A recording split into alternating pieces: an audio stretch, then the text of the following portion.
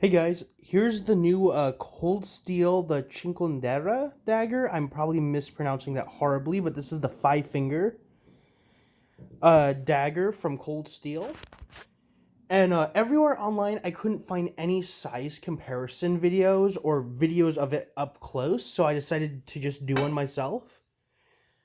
So, sorry for the mess in my garage. You can see it's quite a large dagger, kind of machete-sized almost.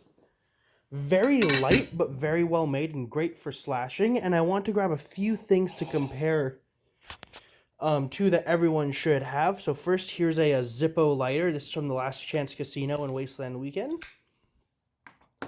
And you can see it's quite a large knife. And if you don't have a Zippo, I can also grab, here's a Bic Lighter.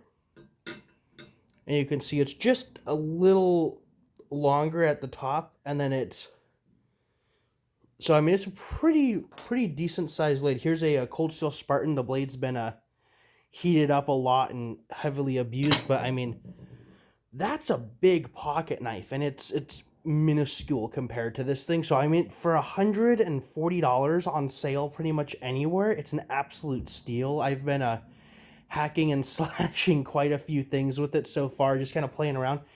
It comes very sharp, very nice, like a good point on it too. And sorry, I'm not a huge knife guy. I'm just starting to get more into Renaissance. And earlier, here's a dollar coin just for another good like image of how big it is. I'm not really into knives. I'm slowly learning more and more, looking at Todd Cutler's stuff and a Skullgram and the other YouTube channels. I can picture them all, but I can't think of their names.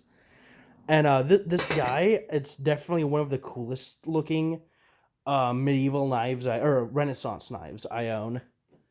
And the grip itself is just beautiful with all these little tacks and the cross hatching, and it does feel very good in the hand. You don't feel like you're gonna lose it, and these like the little bumps don't feel uncomfortable. And I was doing some pretty decent hacking with it.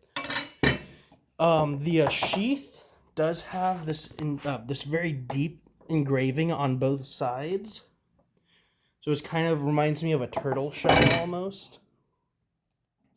Mine did come with a little bend in the sheath, but it's completely unnoticeable and doesn't affect putting the blade in at all. And it looks great from the belt. I need to go get some leather work done so I can have this actually on my belt.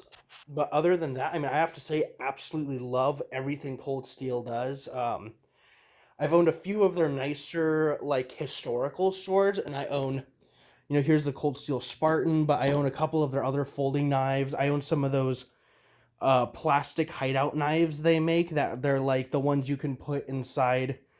You can just throw them in a toolbox or something like that, or on a keychain because they're super light.